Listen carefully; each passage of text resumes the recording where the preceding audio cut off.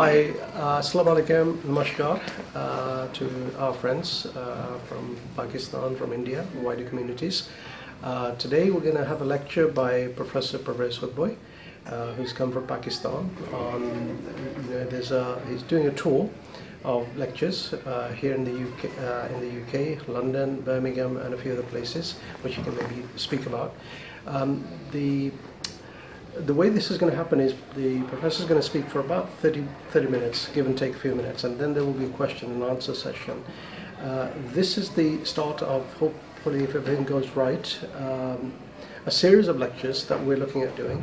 Another lecture we've got in mind is next month by Professor Jawwad, who's going to be talking about war and strategy at the time of the Prophet, Prophet Mohammed. But let's begin, first of all, with Professor Pervez Hoodbhoy. Professor Hoodbhoy, do you want to... Oh, yes, thank you. Thank you. Good evening, everyone, and thank you, Abbasi, for arranging this talk, and thanks to the Association of British Muslims. I thought I'd just spend a few minutes talking about the subject, which is Islam and science, so that we can have a discussion. I'd like it to be a two-way traffic rather than me lecturing. And so let me say the obvious, that the modern world is due to science. It's everything around us, everything from this camera to the mobile phone over here to the lights, everything, it's from there. Now, science is not the creation of any one civilization. In fact, if you go back and look at how science has developed over the centuries, over the eons, the first recorded instance of a civilization developing science is that of the ancient Egyptians. So that's about 6,000 years ago. And then you have the Babylonians, the Chinese, the Indian civilization, Greeks, and from the Greeks, the Muslims. And it will be Muslim science, which will be the subject of our discussion today. And then Muslim science gives birth to modern science, the science that we today learn in schools, colleges, universities, and with which we make all our inventions, all our technology. So with this little background, let's ask how science entered Muslim civilization. There was none at the time of the Holy Prophet, who died in 638. It took 150 years after his death for Muslims to expand. They expanded on the one side towards India. 712 was when Muhammad bin Qasim came to Sindh, Pakistan. And on the other side, they expanded all the way up till Spain. So in the next 150 years, you had a massive expansion of Islam, but that expansion also took place northwards, and that was where, yeah, let's open that up for them. You can come from the other side. Yeah. So that expansion, which was towards Baghdad, towards what is modern-day Iraq, brought them into contact with the treasures of Greek learning. So introduced the works of Plato, Aristotle, of Democritus, of Pythagoras, and Greek logic, and so forth. Now all that was in Greek, and the first effort was towards translating this from Greek into Arabic. And the translators were not Muslim, they were Christians, they were Nestorians, Jews. And once that translation happened, it piqued the curiosity of the rulers. The rulers were caliphs who were enlightened, who were of a mind that different cultures brought together would create new knowledge. And so it was in that spirit that the translations were done. And now initially it was just translation. It was trying to understand what the Greeks had done. But then it went way beyond that. It went into innovation. So between the 9th and the 13th centuries, what you see is Islamic civilization doing fantastically well. You see that It produced many great physicians, geographers, travelers. It produced mathematicians, it produced physicists, chemists, and there were names that every Pakistani child, every Arab child is familiar with. People like Al-Farabi, Ibn Sina, Ibn al-Hasham, said in slightly different words, but yeah, all those, there's a pantheon of them. And in fact, there are some very important discoveries that were made, and those discoveries, such as that of Hasham, you know, it's a fantastic discovery that light will go from one point to another point, taking the least amount of time. Which is okay, you know, if you think of just empty space, but what if there are different mediums? Well, then it's not at all clear that it'll take the least amount of time, but that's what gives you the law of refraction. Al-Khwarizmi invents algebra, and it's not in the algebra quite in the form what we see today, but it was the beginnings of symbolic algebra, representing things by symbols and then learning the rules by which they can be manipulated and so forth. Well, all this goes on, and it goes on with the open-minded liberal caliphs in charge, and there you have Jews, Christians, Nestorians, Muslims all working together. Now, here I must tell you of philosophical currents which are very important to understand, because without them this transformation could never have happened in a tribal, in a desert culture. That transformation was due to Greek logic being absorbed, and it had an enormous effect upon Muslims of that time, who said, hey, now we can start to understand the world around us using our mental faculties, our reasoning abilities.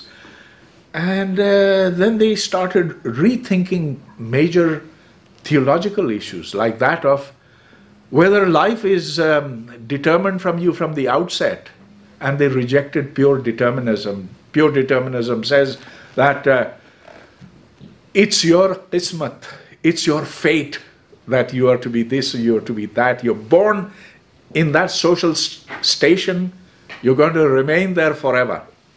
They said, no, man is in charge of himself. God has given him enough mental powers to understand his situation, to move ahead. And the people who thought like this, they became known as the Mu'tazila. And the Mu'tazila was supported by the like-minded caliphs of those times, people like Harun al-Rashid, al-Mamun, and others in Spain. And as long as the Mu'tazila were on top, science in Islam flourished. And flourished, as I said, for a good 400 years or so. But there were challenges to it. And the challenge came from the orthodoxy, which said that man is feeble, he is incapable of knowing what will happen, he is, the most important thing is faith, and they chose to interpret the Quran literally. So there were many theological disputes that happened between them. Mu'tazilism also became a political creed, because the secular, the liberal caliphs were also people who were power hungry, and so it became a power struggle.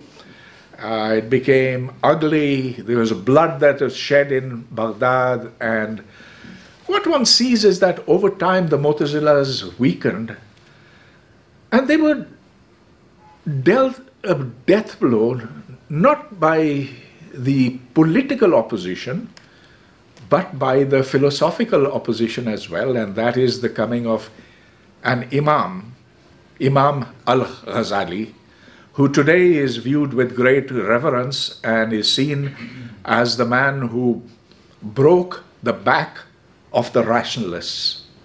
So a little bit about him, which mostly is criticism that was made by Averroes. Averroes in Arabic is Ibn Rushd. And Ibn Rushd was the last great philosophical rationalist.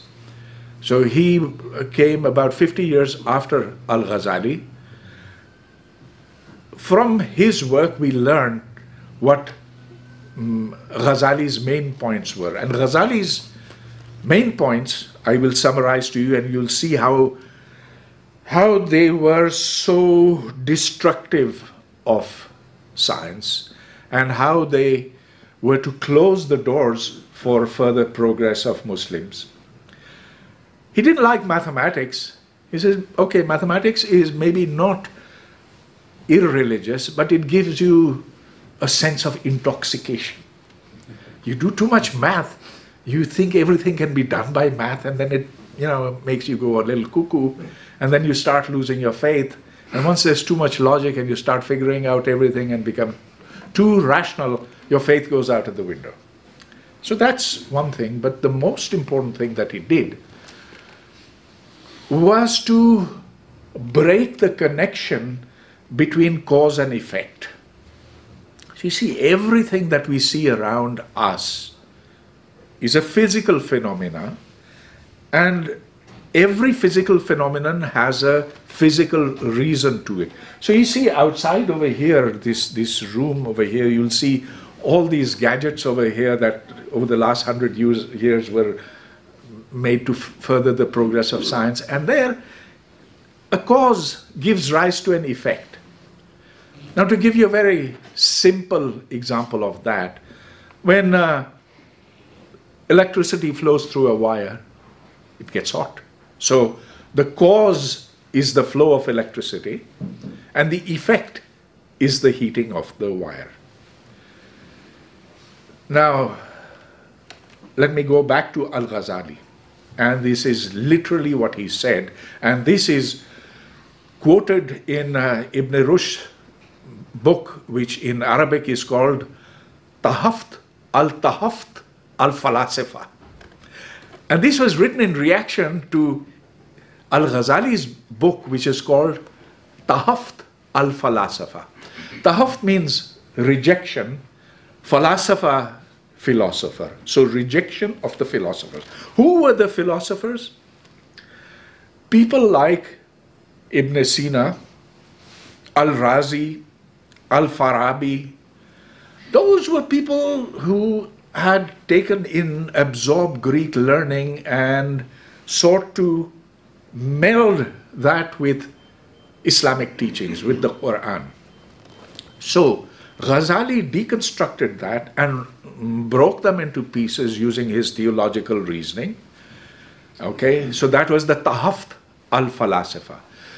Now, Ibn Rushd looks at that and writes his book, Rejection of the Rejection of Philosophers, and he gives us several examples. And one of them is this, that suppose you have a piece of cotton and you apply a match to it and the cotton burns, and you think that it's you who has burnt that piece of cotton.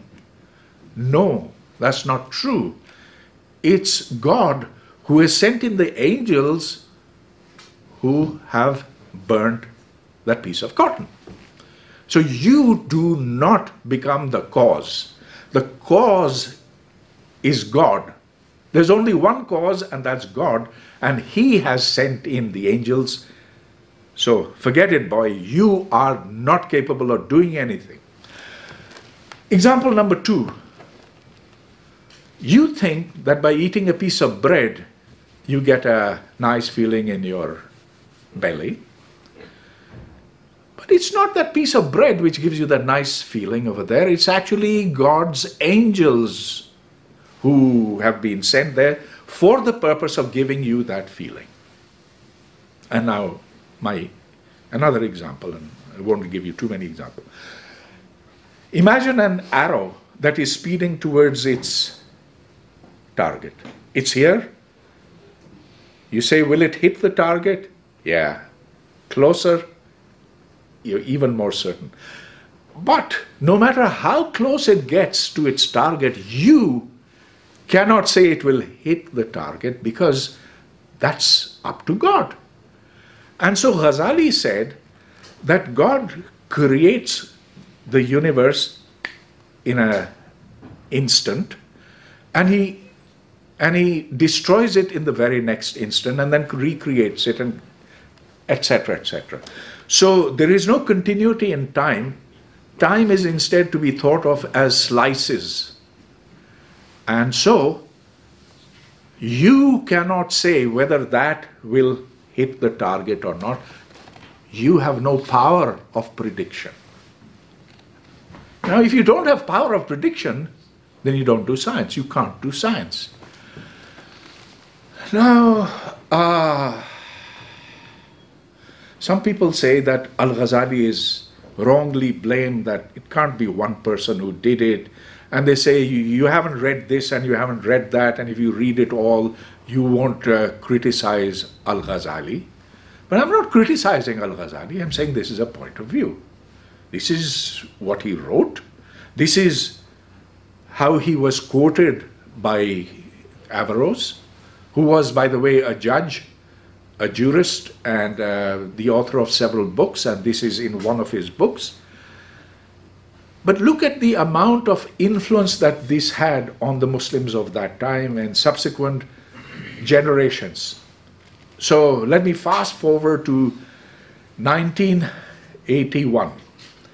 This is the time when General Ziaul Haq seizes power in Pakistan and completely reorganizes Pakistan's history books, all its educational curriculum, and the science curriculum as well. And so there is a religious organization in Pakistan called the Jamaat-e-Islami, which put out a series of textbooks of how to teach science. And one of them was on the teaching of chemistry, and it was titled, I don't know how many of you will be able to understand, but it said, Kimya ki tadris ka nazariyati pehlu.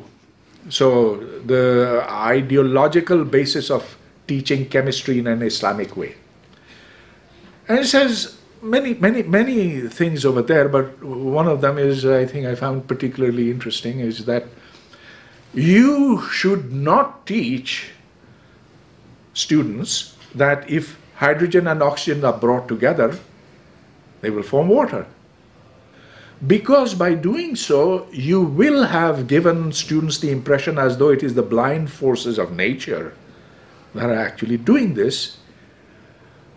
Instead, you should teach students that when you bring hydrogen and oxygen together, then by the order of God Almighty, they turn into water, etc. So complete denial of causality. All right, of course, nobody teaches science that way anymore. I mean, that was just a blip, you could say. But the notion that it is God who constantly intervenes in our daily affairs has now achieved, is now total in Pakistan, in many Muslim societies. And we routinely say, Inshallah. Inshallah means by the will of God. Or Mashallah, it's through God's grace that this happened. And the forces of nature have been entirely pushed out, thrown out of the window. Just to give you a small instance, 3 days ago when I was in Islamabad, coming from Lahore, the bus driver says, and it's very, very routine, Inshallah, we will be reaching the bus depot. The bus depot is just across over there, you know, just where that building is over there. Well, hang on. Are we paying you or are we paying Allah to drive the bus? Why do you need to say inshallah? It's you who are in charge of that. It's you who is holding the wheel. It can go on and on. Like, look, what happens to this? What will happen if I release it? It'll fall? Inshallah, go. Yeah. Do I need to say that? I don't really. And that doesn't mean that I deny God. I simply say, not I, but modern civilization simply says that it will fall to the ground and it will fall at a rate which is determined by Newton's laws. It's not Newton who made those laws, it was God who made those laws, but it's Newton who discovered them, okay? So, for heaven's sakes, give God a little bit of credit for making for making those laws. Then if some Tom, Dick or Harry or Einstein discovers those laws, that's a separate thing altogether. The fatalism and the belief that God constantly intervenes has been enormously destructive of science in Islam. But it's not just this one theological point, it's how we educate our young. Now, if you look at all the great scientists that Islam has produced, not one single one of them came from a madrasa. They were all men of very high intellectual capability, geniuses you could say, and they looked around them and they found naturally explanations for physical phenomena. They were able to open up bodies, look at blood circulation, this, that. That's because they were damned smart. And every civilization has had smart people. The Hindus have had a lot of smart people. The Greeks had, who, look, the Greeks produced some fantastic mathematicians and thinkers and philosophers and doctors and whatever. So those are natural capabilities that somehow we humans are gifted with. All right, God gifted them to us. But the fact is that every civilization will have geniuses within. Of course, if the geniuses are suppressed, if they're punished, then that civilization will not have the capacity. Why am I emphasizing the madrasas? Because that was the traditional way by which Muslims were educated, and it remains the traditional way by which Muslims are educated today. Modernity has made an impact, and it made an impact 200 years ago in Egypt, well, particularly Egypt, then Turkey, Iran, and it came to the Indian subcontinent as well. But some key elements of traditional education, Islamic education, have persisted, and they remain an obstacle to Muslims entering into the modern age. So the emphasis on rote memorization. All of us who are Muslims here have from a very early age learned verses of the Quran without understanding a single word of what they mean. I don't know, those who speak Arabic might know a little bit, but not for us who are mere parrots and go, like that. We learn that, but what good does it do to us? It doesn't do anything. And then the notion that all wisdom, all science is contained in the Quran is so pervasive and has given birth to absurdities that simply boggle the mind. Let me give you an example of a few years ago. I was on television with a very famous preacher. His name was Maulana Ihtaramul Haq Thanvi. And he was the son of an even more famous preacher, Maulana Ihtashamul Haq Thanvi. So he and I are on television, and the host asks him, and he says, you know, these Yahud, Hanud, the Jews and these Hindus, they've gone so far ahead. What's happening to us Muslims? So Maulana Eteramul Haq Thanvi says, and he said all this in Urdu, so I'm trying to translate. He said, you don't know what these Western scientists do before, just as they wake up. They don't tell anyone, but they go and they read a copy of the Quran before going to their labs. And before they go to sleep, they read it again. And we Muslims, we have forgotten the Quran. And so if we Muslims come back to the faith, we'll be even better than them. It's their secret reading. Now, this is a man who influences millions of people. Of course, I had my say, and it wasn't a pleasant conversation, but I won't go into that.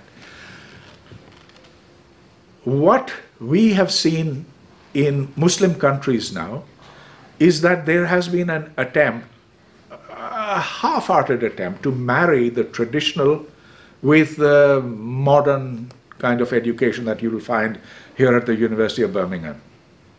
You know, the same sort of stuff that they teach in the room next door.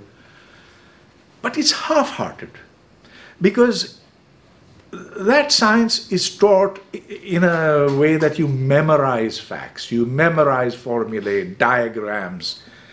The same sort of questions come as are present in your textbook. There's no challenge.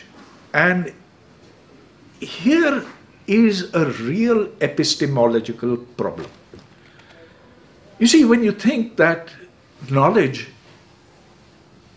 is already there, it's preformed, and it's present in your holy books, then why go and try and invent new knowledge? In fact, I don't know about Arabic, but in Urdu and in Farsi, there is no word for the invention of knowledge. There is tahsil-e-ilm, ilm hasil karna. In Arabic there is. Huh? In Arabic there is. There is? Yes. Okay. Yeah, but I can invent now in Urdu as well. I can call it... Ijad. ईजाद, हाँ ईजाद, लेकिन आप इल्म ईजाद नहीं करते ना, हाँ, आप इल्म हासिल करते हैं, तो ये मसला है. अभी now in the present age we will say ईजाद या तख्लीक. Would you say तख्लीक है? No, I would say ikhtira, which is a word used by Emir al-Qais some 1600 years ago. 1600 years? Yes, before the Quran. Ah, okay. And it's still used in Arabic. All right. I defer to your knowledge of Arabic, but certainly the concept of knowledge, traditional knowledge, was that it's all there, and man cannot be the creator of knowledge. You see, that's the whole problem. And in fact, that has been the epistemological barrier.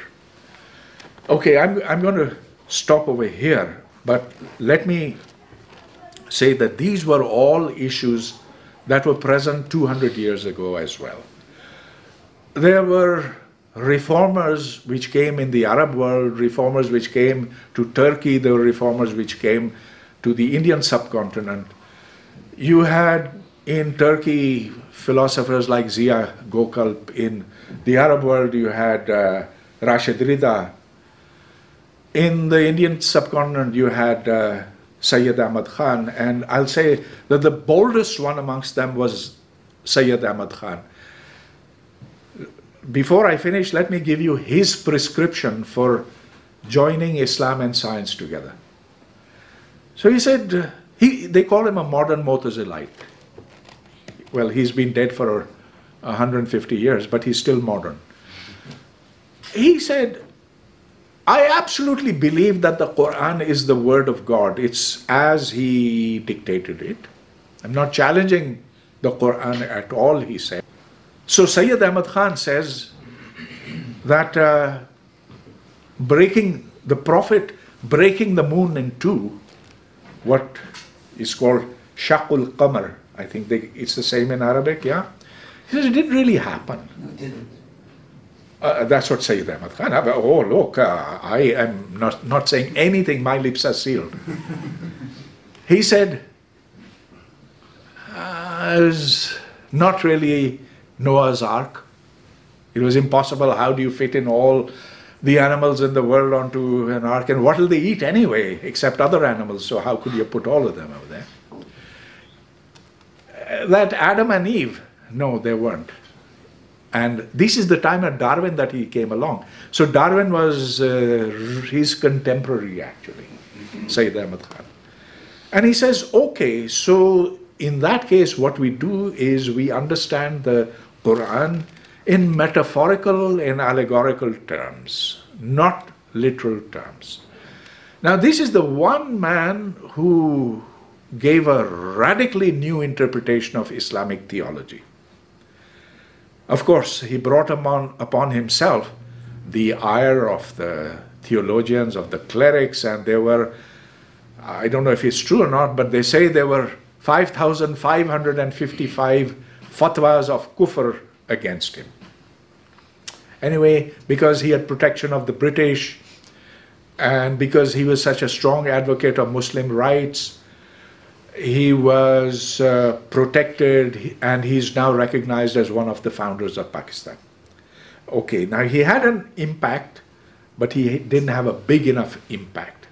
And even today in Pakistan and in Arab countries across the world, what you see is that science is taught in a way that's totally different from how it is taught in Western countries, or in Vietnam, or in Hong Kong, or in China, or elsewhere. Bottom line is, if the Muslim world wishes to be part of modern humanity, of being alongside those who create new science, technology, who wish to go to Mars and beyond, who wish to understand how to cure diseases, well, they can't live with a 7th century mentality. You have to have a 21st century mentality to deal with 21st century problems. Is that happening? Well, one sees elements of change, but not much more. You see in places regression, like in my country, with Imran Khan making the single national curriculum, which has now made our regular schools into madrasas.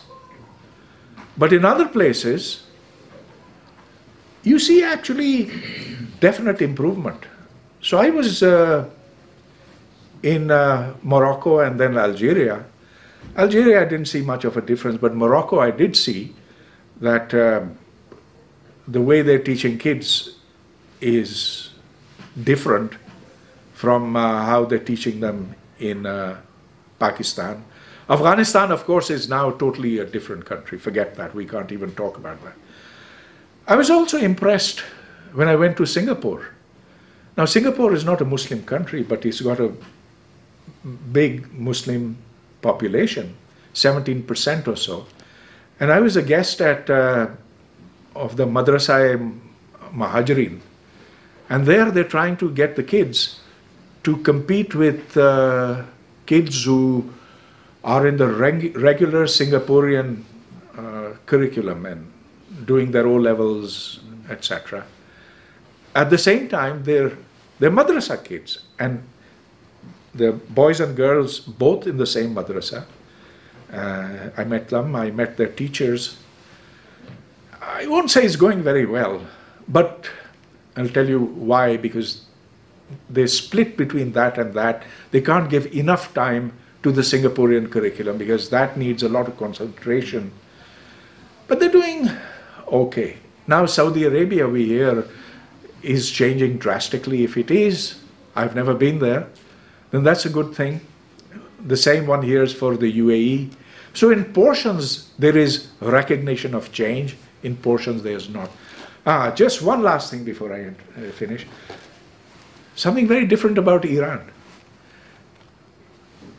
It's a theocracy.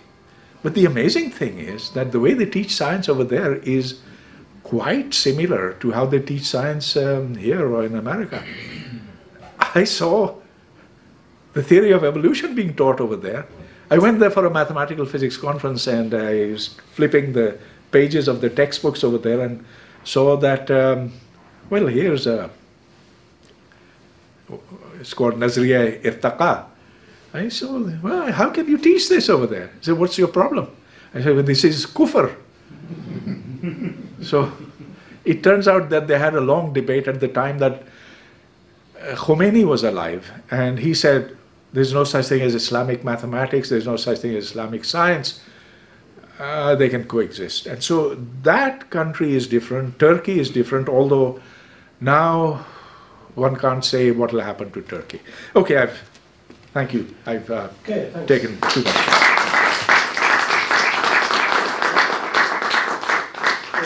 Question. So who's first?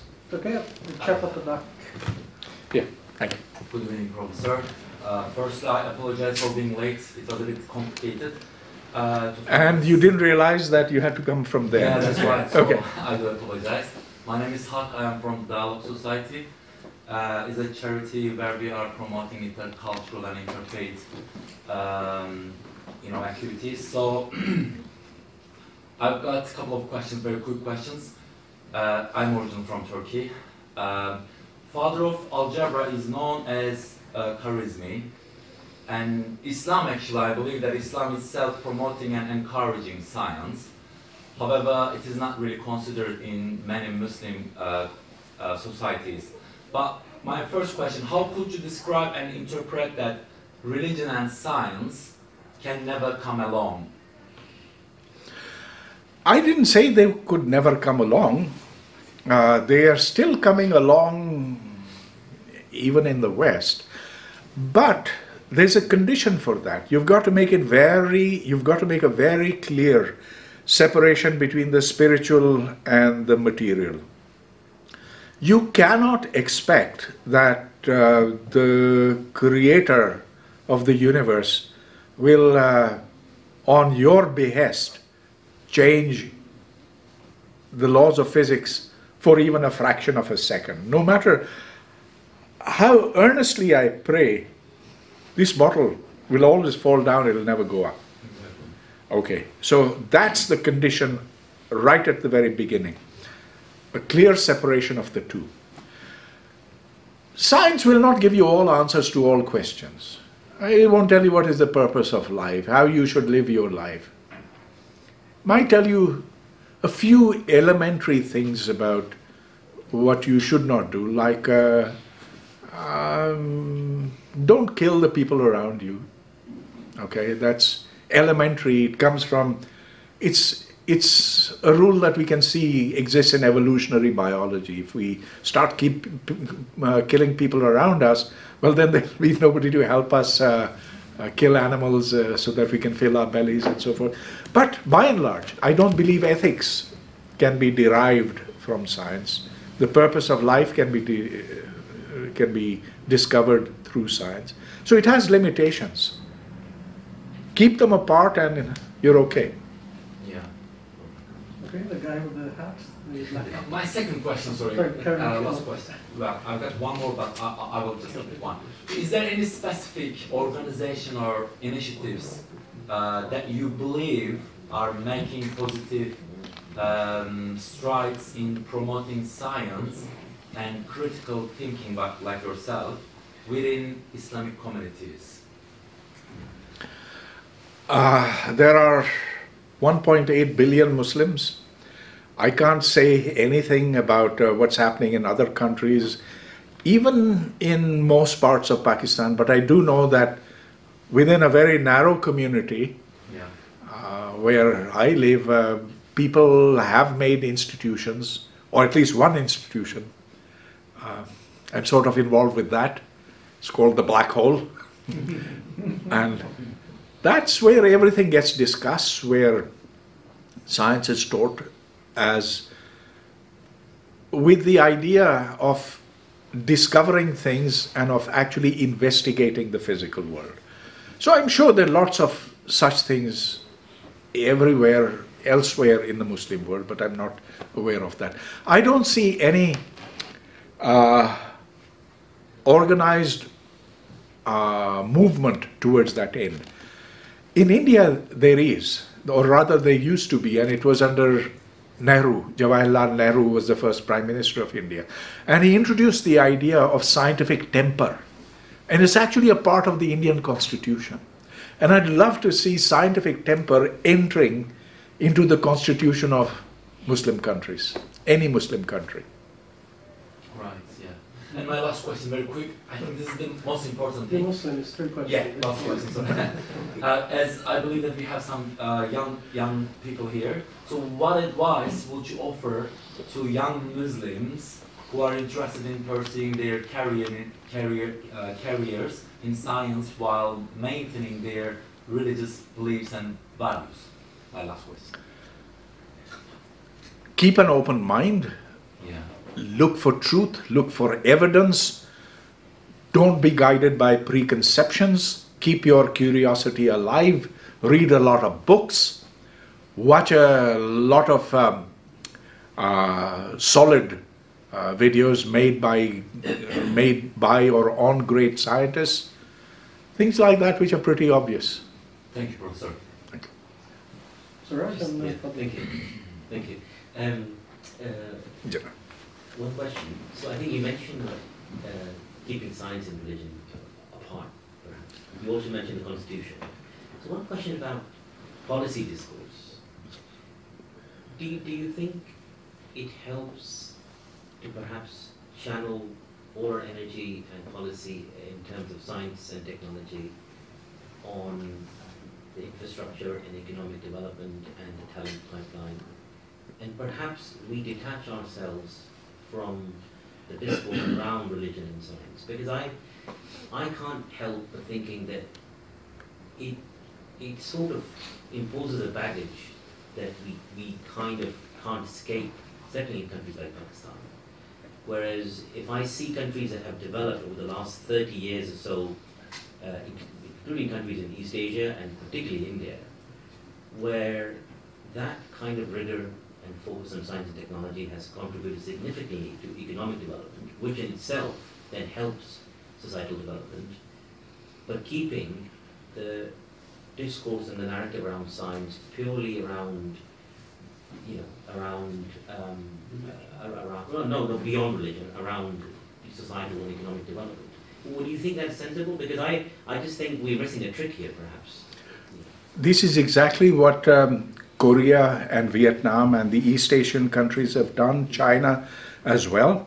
And they didn't allow theological issues to intrude upon matters of simple learning. I mean, why do the stars shine and why do they flicker or appear to flicker? You could say, oh, that's because God wanted it, wants it.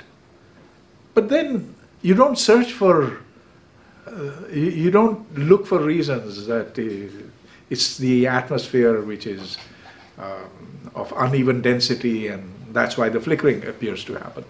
So that,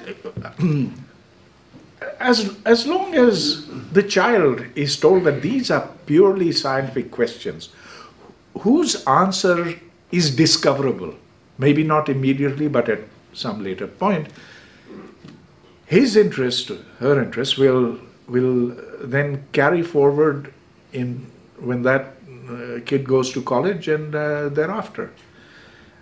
To say that, oh, you must learn science because it's good for the economic development of the country, a kid isn't going to be convinced by that. He is naturally curious about this, that, and that. Why is the sky blue? Why leaves green? So just to understand, so I think what you're saying, there's inherent value, not just instrumental value of science that we should accept, which I agree with. I'm just saying that we should perhaps position that way. Yeah, look, I think the way the human brain is structured, we are naturally curious, and that has a great advantage. You see, that way we get to explore our environment, and then learn and then extract rules of behavior and then use those rules of behavior to then benefit ourselves in some way. You know, the gentleman asked the third question about, young Muslims and the religion itself, Islam and science. Now, when you said there's no word in Urdu called invention, so in religiously, it's saying that you can't ask why. And invention in science is all about asking why. It's a big contradiction between the religion and science itself. So how would you motivate the young people? Because once they start the perception of asking questions and finding the truth and finding the answers why, then, with the religious mentality, it stops you from asking questions like why. You can't question. So how do you answer that? Okay, when you use the word religious mentality, there can be an extremely, there can be a mind that is completely fixated on matters of religion. And then on the other side can be a mind which says, yeah, religion's fine and I'll go say my prayers, but it doesn't really matter to me in my daily life. So that's the pragmatic way of doing things. So let's take the issue of driving on the left versus driving on the right. The Taliban, when they took over a part of Pakistan, Swat, they said driving on the left is un-Islamic. Because the left hand is not you don't do things with your left. So everybody should drive on the right. What we learned from the British, rightly or wrongly, that you drive on the left. And so what happened was that some were driving on the left, some on the right, and bang, bang, bang. It kept happening. If you say, hey, look, our religion, Islam, is not about driving on the left or the right, or it's not getting into issues like that. It's about, doing good things and being nice to your neighbor and hukukul ibad, that sort of thing. So then so that's a different religious mentality. Keep the two apart. Be pragmatic in your approach. And look, most Muslims are pragmatic. How many Muslims use banking? Banking, I'd say, I don't know, what's your guess? 90%? 95%? 99%. Okay. As of 50 years ago, what percentage was there of Muslims who would go to a bank, agree to put their money in a bank? Much, much smaller.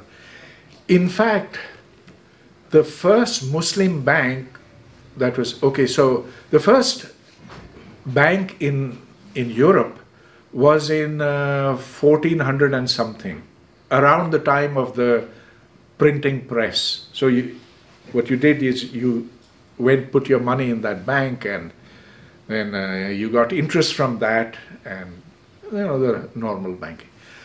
The first bank that was allowed in Islam was in Turkey, and that was 1700 and something. 300 years later. Okay, and then 2% of Muslims must be using banking. Now you say 99%. So rules change over time. People have become pragmatic. They say, yeah, we are Muslims, we believe in Islam. And there's nothing really wrong about banks. But there is. Banks are very wrong. Banks is riba.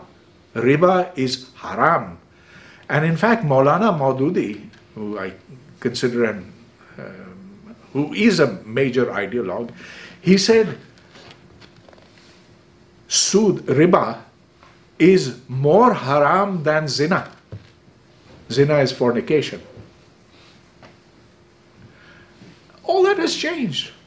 Muslims are pragmatic. They now take pictures of themselves. For hundreds of years, there was no art, no depiction of the human face in Islam.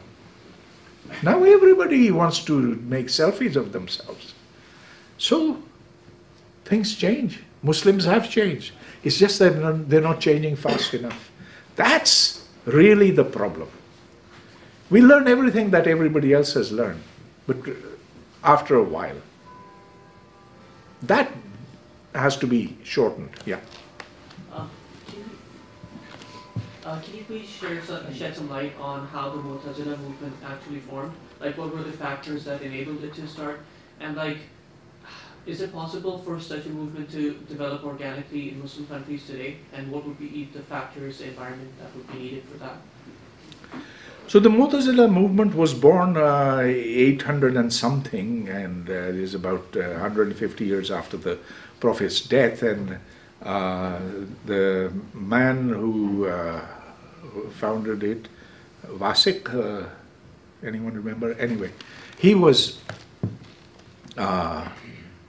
influenced by Greek thought and influenced others, and they had a kind of a study group, and that study group grew and grew until it reached important people and ultimately the Caliph.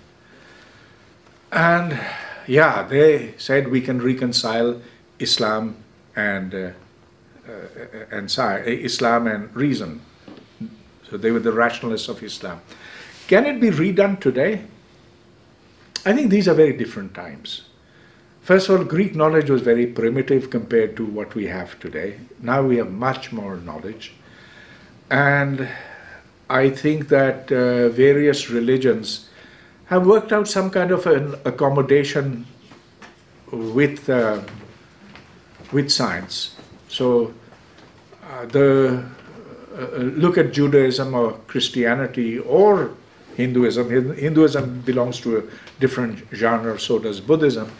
But religions have managed to find some kind of an accommodation with the real world. And so answer is, yeah, there will be people who will believe more in reason within Islam.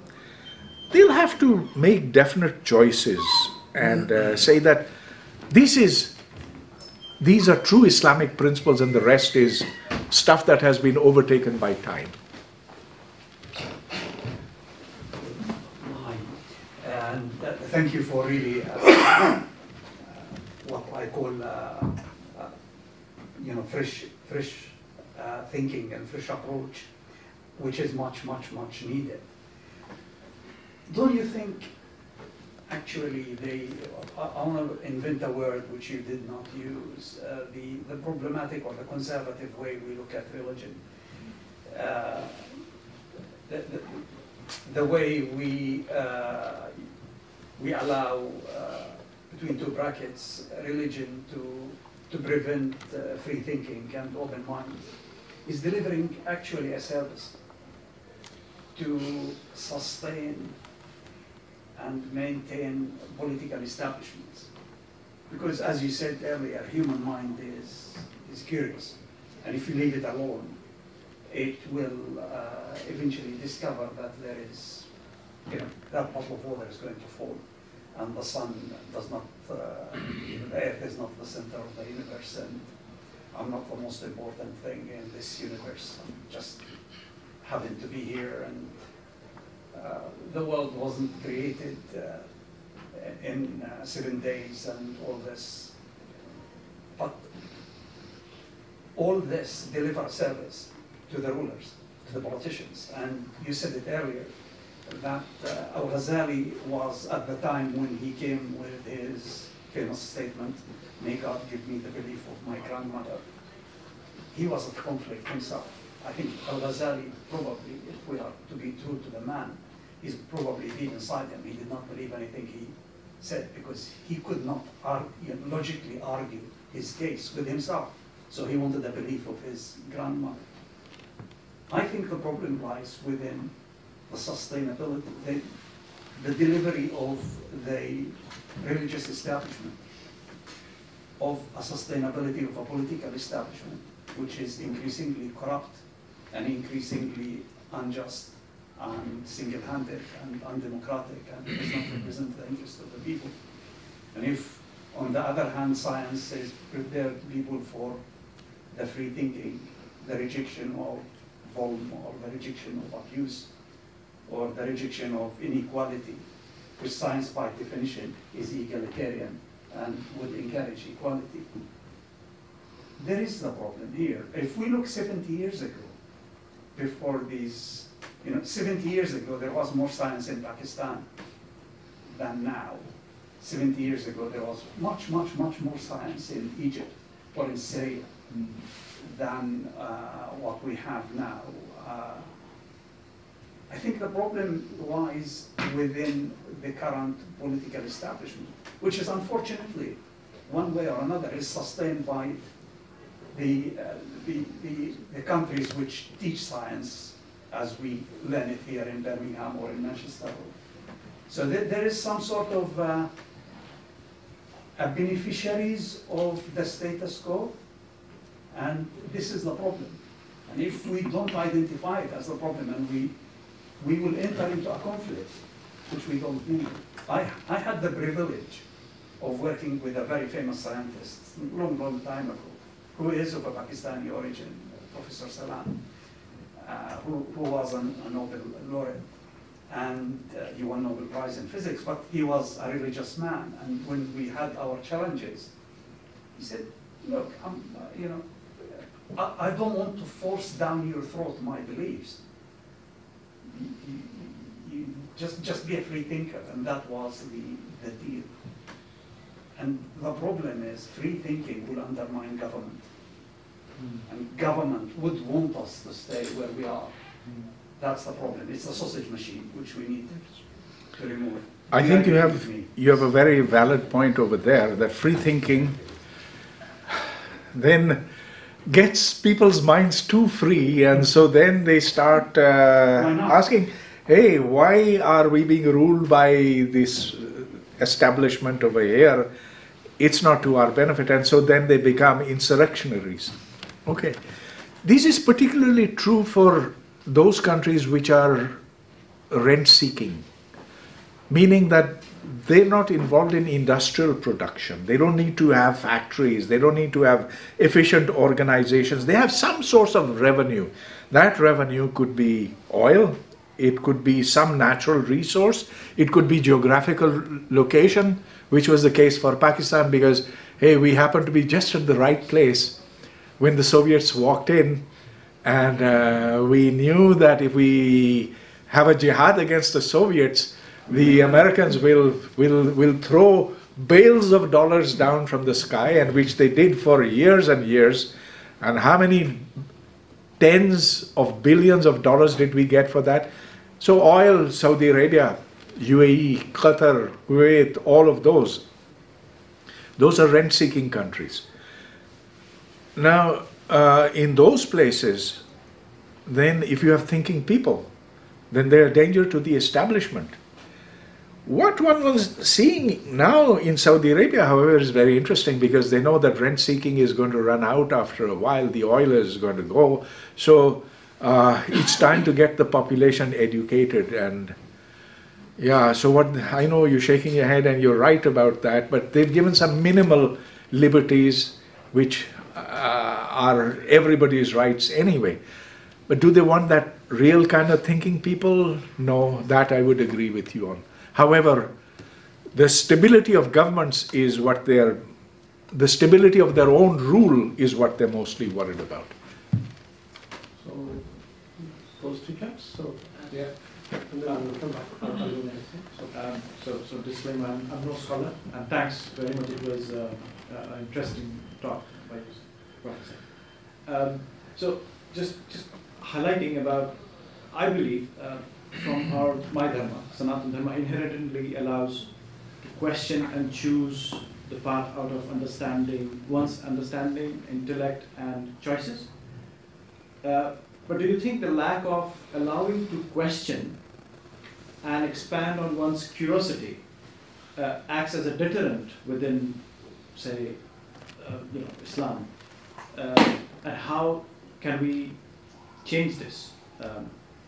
As there is a block in thinking and instilling fear with the concept of, say, haram or hell, don't do this, or you should not think in one direction, just this is the only way. Work of of values, of telling you how you must live your life. It's not a work of science. You cannot ever, by studying the Quran, discover some new physical fact, make a new machine, devise a new experiment. That's not possible. But it'll tell you how to get to heaven. That is the purpose. Just like a bit details hidden in Quran. Would I be able to find a sign about a dark matter in Quran, for example? No, absolutely not. There is no instance, zero example of the science of the Quran having ever led to a new scientific discovery. None whatsoever. Why should it be? It's not meant for that. Yeah. Just a question around, I suppose, a little bit of a group psychological question. Obviously, Islam grows it is the largest, one of the largest, number 1 or 2 in terms of the world. So clearly there's something within humanity that is incredibly attractive about Islam, for humanity to kind of live by its principle and tenets and the creed. Is there something to be said about the fact that Islam gives incredible amounts of security and certainty, whether true or false, but it gives you certainty, which gives you safety, a sense of security. Whereas when you start exploring the scientific realms, you get liberty, which inevitably makes you insecure, which inevitably makes the world uncertain, and your place within it uncertain. And so that creates anxiety. So is there something to be said about that juxtapositional? All religions, their followers seek security, and in that respect, Islam is not unique. But Islam is different in one very important sense. It's extremely simple. It tells you, you do this and you don't do that. Something like Hinduism is very complex. My father used to explain Hinduism to me, and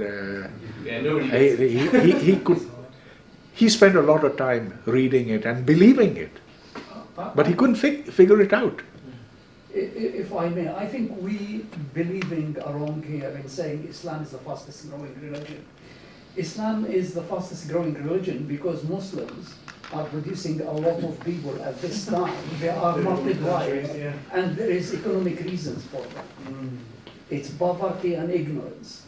So don't tell me that Islam is growing because people are debating it philosophically and reaching conclusions. No, because an average Egyptian family is producing 12 people. If we open now the world population and we look at the increase of Pakistan, Bangladesh, and Egypt, we know you won't be able to follow it on the, the clock will be, you won't be able to follow it. And that's the reason. Again, Christianity, the conservative, Orthodox Christianity which exists in Ethiopia is increasing very fast because Ethiopians are producing a phenomenal number of children. On the other hand, Anglicanism, which is in North Europe, an average family is producing 1 child, is decreasing. China as well. Sorry? China as well. And this is where we're fooling ourselves to say, subhanallah, Islam is the fastest growing religion. No, it's not. Muslims are multiplying very fast. So the last question.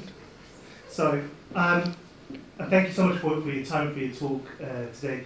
So my question was really, so I have an interest and I have experience in the AI world and certainly within healthcare within that. So, and a lot of the developments in that field have come from the US, Europe, UK, parts of Canada, China, and a big part, especially non-English speaking countries, is translation and such. What I try to understand and what I've tried to get my head around is why are non-English Muslim countries or non-English speaking Muslim communities not investing in translation houses, so just trying to translate those papers across and hence to improve our contribution to the global kind of intellectual body. And kind of linked to that is going on what the gentleman's point was around Islamic ideas kind of standing by themselves. Muslims feel that Muslims are intellectually insecure, and we don't have the humility to say, actually, I don't have the answer to this, or actually, that isn't clear. I don't know from my scriptures or from the Quran or from Sunnah, I can't derive this. So I guess in that, why do you think there's so much, why is there a lack of intellectual humility, and why is there so, I guess, a lack of intellectual, what's the word, I noticed it down here, why are we intellectually insecure? Yeah, the more you know, the more humble you become, and this is what all the great minds have said. The less you know, the more arrogant you grow. And so the point is to educate and get Muslims to know what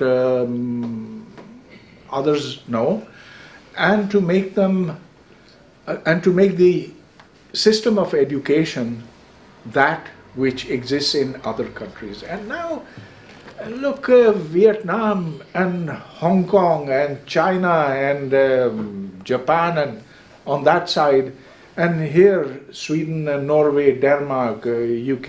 I mean, is there any real difference in the kinds of education that are given? No, they're all taught pretty much the same thing. They're taught geography the same way. You're taught physics, math, chemistry, biology, all in the same way. So once we normalize on that, then I think we'll be doing away with these extreme differences. The one last question, sir. It's not a question, just a comment. I'm so glad I came. Your talk is very wide-ranging, very comprehensive, very thought-provoking, and I'm so happy. Well, thank you.